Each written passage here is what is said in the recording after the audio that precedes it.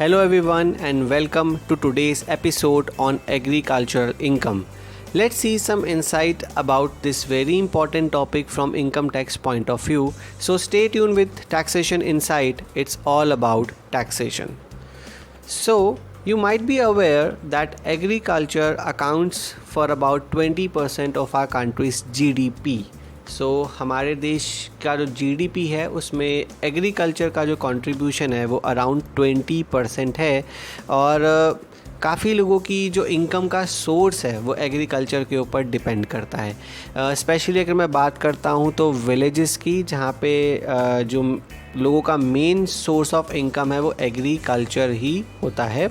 So this episode will be very useful for students who are preparing for their professional examination, and also it is very important for the ones who have the agriculture income, because हमें tax के point of view से agriculture income कि क्या tax के implications हो सकते हैं वो जानना बहुत ज़रूरी है। So this episode would be very useful for those persons as well. तो चलिए स्टार्ट करते हैं। अगर मैं ब्रॉडर लेवल की बात करता हूँ तो agriculture income is exempt from income tax. तो अगर आपको कोई एग्रीकल्चर इनकम आप अर्न कर रहे हैं तो उस पर कोई भी इनकम टैक्स पे करने की ज़रूरत नहीं है। इनकम टैक्स से वो एग्जेम्पशन जो है एग्रीकल्चर इनकम को दिया गया है, and the provision of this exemption is stated under section 10(1) of the income tax act 1961। सो आपको एग्जेम्पशन तभी मिलेगा जब आपकी जो इनकम आप अर्न कर रहे हैं वो एग्रीकल्चरल इनकम है तभी।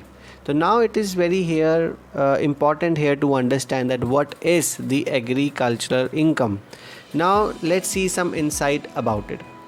Agricultural income is defined under section 21A of the Income Tax Act, and it is an income that is earned from the agricultural activities. इसका स्कोप जो है बहुत वाइड है। इसमें काफ़ी जो है एग्रीकल्चर एक्टिविटीज़ में काफ़ी चीज़ों को इंक्लूड किया गया है। अगर मैं सिंपल इसको रीड करता हूँ तो एग्रीकल्चर इनकम अगर आप अर्न करते हैं तो उस पर आपको एग्जेम्पशन मिलेगा, और बेसिक अंडरस्टैंडिंग यही होती है कि like agriculture income is the one which is earned by the farmers only. तो ऐसा नहीं है कि सिर्फ फार्मर्स से अगर आपको एग्रीकल्चर इनकम वो लोग जो अर्न करते हैं सिर्फ उसी को टैक्स एग्जेम्पशन मिलेगा। इसके और भी आस्पेक्ट्स हैं। Now let's see what are the different aspects which is being included in the agriculture income. So agriculture income जो है आप बेसिकली 3 वेज से अर्न कर सकते हैं। 3 वेज हैं उसको अर्न करने के।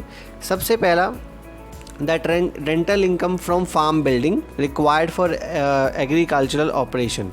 अब यहाँ पे जो बात की जा रही है वो फार्म बिल्डिंग की जा रही है। फार्म बिल्डिंग का बेसिकली मतलब क्या होता है? Farm building is basically is any structure which is used for farming operation, which may include building to house families and workers as well as livestock. तो नॉर्मली जितने भी फार्मर्स होते हैं वो जो है कॉन्ट्रैक्ट के ऊपर लेबर्स को एम्प्लॉय करते हैं for their agricultural activities like sowing, और बीज डालने के लिए, खेती को काटने के लिए जो है वहाँ पे फार्मर्स को है कॉन्ट्रैक्ट पे लेबर्स की ज़रूरत पड़ती है। तो उनके लिए अगर कोई बिल्डिंग जो है अगर आप वहाँ पे अगर आप बिल्डिंग किराए पे देते हो उन लोगों को, ठीक है, और उससे अगर हमें कोई इनकम अर्न हो रही है तो उसको हम बेसिकली रेंटल इनकम की कैटेगरी में डालते हैं, ठीक है। And that is from that component is also being included in the agricultural income. Second way होता है rental income from land in India use for agricultural activities. अब यहाँ पे इम्पॉर्टेंट पॉइंट जो नोट करने वाला है, कई बार ऐसे होता है कि जो लैंड होता है that is being owned by a person, however the agriculture activities done by some other person. तो वो किराए पर जो है वो लैंड को दे देते हैं फार्मर्स को, और उसके ऊपर वो अपना जो है खेती वगैरह करते हैं। तो उससे अगर हमें कोई इनकम अर्न कर रहे हैं तो that is also be called as the agriculture activities. अब यहाँ पे आप जो है कोई एग्रीकल्चर एक्टिविटी नहीं कर रहे हो, बट एग्रीकल्चर लैंड को जो है आप रेंट पे दे रहे हो। So that is what I just try to say at the beginning कि एग्रीकल्चर इनकम का मतलब ये नहीं है कि जो फार्मर्स इनकम अर्न करते हैं, इसके अदर आस्पेक्ट्स भी जो है होते हैं। that is also being called as the agricultural income. But however, it is very important here to understand that rental income should be earned from the land which is situated in India. तो अगर आप को कोई income हो रही है ऐसी land से, ठीक है, वो अगर इंडिया में सिचुएटेड नहीं है तो वो इस क्लॉज में कवर नहीं होगा. सेकेंडली, अगर आपने एग्रीकल्चर लैंड अगर आपने रेंट पे दिया है लेकिन वहाँ पर कोई एग्रीकल्चर एक्टिविटी नहीं हो रही है, फॉर एग्ज़ाम्पल एक एग्रीकल्चर लैंड है लेकिन वो किसी फंक्शंस वगैरह के लिए आप यूज़ कर रहे हो, ठीक है, और वहाँ से अगर आपको रेंट अगर आप अर्न करते हो तो ऐसी सिचुएशन में उसको एग्रीकल्चरल इनकम नहीं कहा जाएगा. एग्रीकल्चर इनकम तभी कहा जाएगा जब आप लैंड जो है आप रेंट पे देते हो और वो लैंड जो है एग्रीकल्चर पर्पस के लिए यूज़ किया जाए और वो लैंड इंडिया में होना चाहिए. तो that is very important here to understand. Third way क्या हो सकता है? Income earn from the agriculture activities, for example sale of agricultural produce.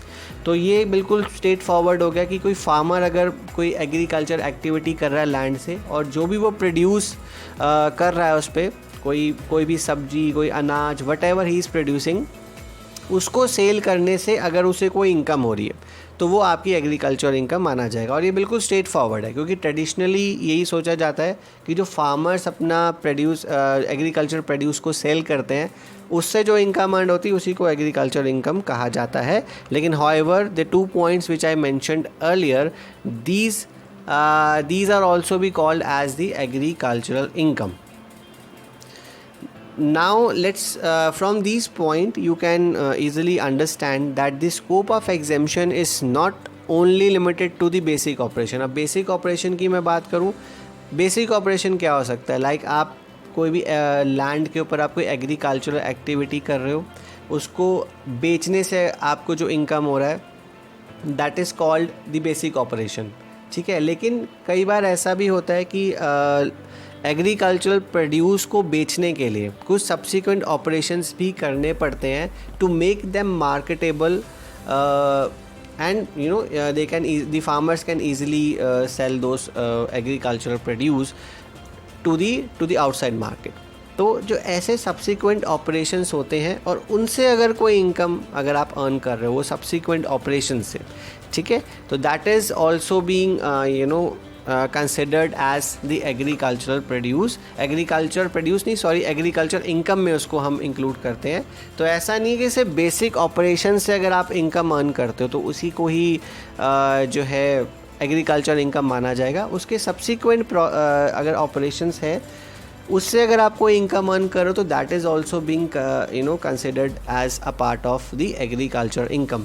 तो यहाँ पे हमें जो अभी थर्ड पॉइंट रीड करा that is income from agriculture activities. तो प्लेन रीडिंग से लगता है सिर्फ बेसिक ऑपरेशंस को यहाँ पे कवर कर रहे हैं, लेकिन एग्रीकल्चर इनकम जैसे मैंने आपको बोला इसका स्कोप बहुत वाइड है. इसमें सपोर्ट सर्विसेज भी इंक्लूड करते हैं, जैसे आप लैंड जो है अगर आप रेंट पे दे रहे हो and it is use for agriculture activities, that is also called as the agriculture income, ठीक है. अगर आप कोई एग्रीकल्चर प्रोड्यूस कर रहे हो उसको सेल आउट कर रहे हो तो उसके जो बेसिक ऑपरेशंस होते हैं सिर्फ वही यहाँ पे कवर नहीं कर रहे हैं, उसके सब्सिक्वेंट ऑपरेशंस को भी कवर करा जा रहा है.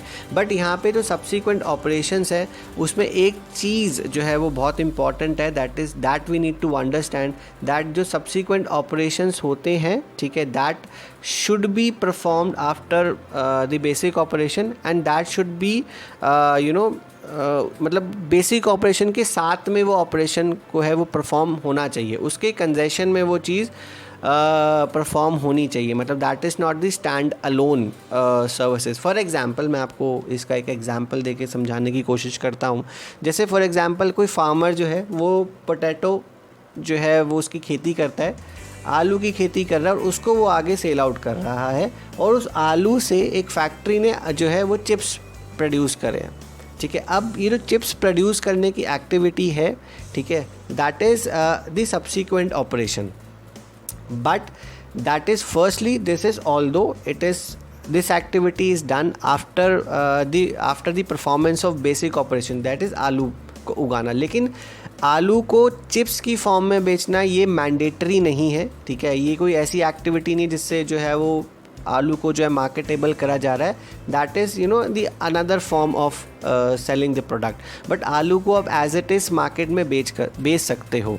तो कोई भी सब्सिक्वेंट ऑपरेशन जो कि नेसेसरी नहीं है, ठीक है, to make the product marketable, ठीक है, तो वहाँ पर उस एक्टिविटी को जो है हम उसको एग्रीकल्चर इनकम नहीं कहेंगे, ठीक है। वो एक्टिविटी को एग्रीकल्चर इनकम तभी कहा जाएगा जब वो बेसिक ऑपरेशन के साथ जो है उसकी परफॉर्मेंस जो है वो मैंडेटरी होती है, ठीक है। अब जैसे कोई मैं आपको एक एग्जांपल इसका एक और देने की कोशिश करता हूँ। फॉर एग्जांपल कोई भी ऐसा एक रॉ फॉर्म में मैं अगर आपको एक बात करता हूँ, जैसे चावल की खेती होती है। फॉर एग्जांपल चावल की अगर आप बेसिक ऑपरेशन की बात करूँ तो चावल को आप जो है उगने के बाद then we just cut it out, तो that can not be sell it to the market exactly. तो उसमें से चावल को हमें बेसिकली निकालना पड़ता है।